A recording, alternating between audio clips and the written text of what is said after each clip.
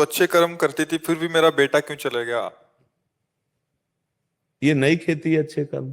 पुरानी खेती जो आपने की उसका फल है।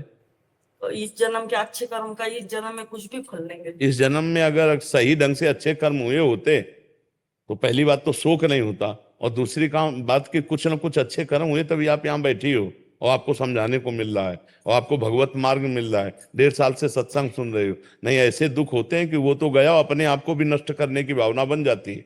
नहीं बन जाती? तो हाँ, तो पुण्य ने तुम्हें बचाया कि सत्संग मिला, और सत्संग ने तुम्हें परमार्थ में चलाया, तो आज तुम्हारी हिम्मत है कि तुम सह सकी।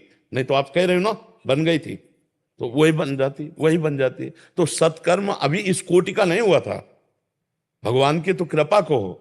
सत्कर्म इस कोटि का नहीं हुआ था। नहीं, सत्कर्म अगर इस कोटि का होता तो आपको क्षोभ ही नहीं होता, आपको पता हो जाता कि ये खेल है, भगवान की वस्तु थी, मैं अपना मान रही थी। अब सरकारी आदमी जितने दिन के लिए आया आया, नहीं ट्रांसफर होगा, जाएगा, सबको जाना पड़ेगा। तो अब ये भगवान की कृपा को कि जो कुछ बना उसका फल मिला साधु संग, और साधु संग से आप संभल गए। तो अगर किसी को ऐसा लगता हो कि वर्तमान में आप कितना भजन किए होगे, आप कितना साधन किए होगे, यहाँ बचपन से एक ही धंधा है। आज तो हम समाज से भी मिल रहे हैं। जब हमारी यौवन अवस्था थी, अवधूत स्वरूप में रहे, कभी किसी गांव नहीं गए, कभी किसी रसोई में बैठ के भोजन नहीं, कभी किसी छत के नीचे पंखा में नहीं सोए, कभी नहीं।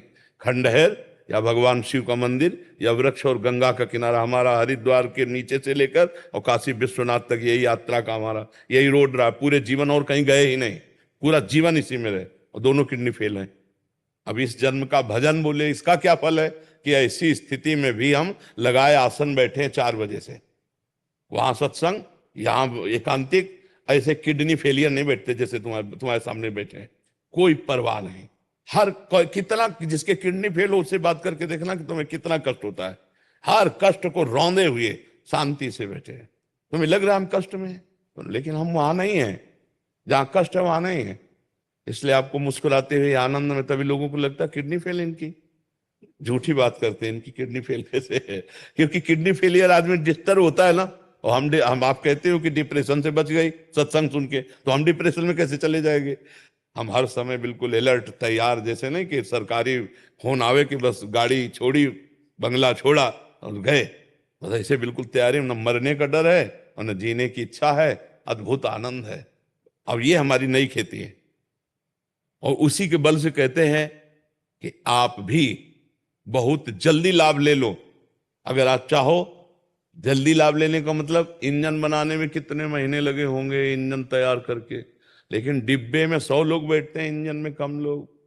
तो हम लोग डिब्बा हैं, इंजन है आचार्य गुरु। बैठ जाओ, हमारी बात मान लो, फटाफट निकल चलो, भगवान की कृपा से इस माया जाल से मुक्त हो जाओ, नाम जप करो, भगवान आश्रित हो जाओ, भगवान संभाल लेंगे। बहुत परमानंद है, सच्ची कहते हैं।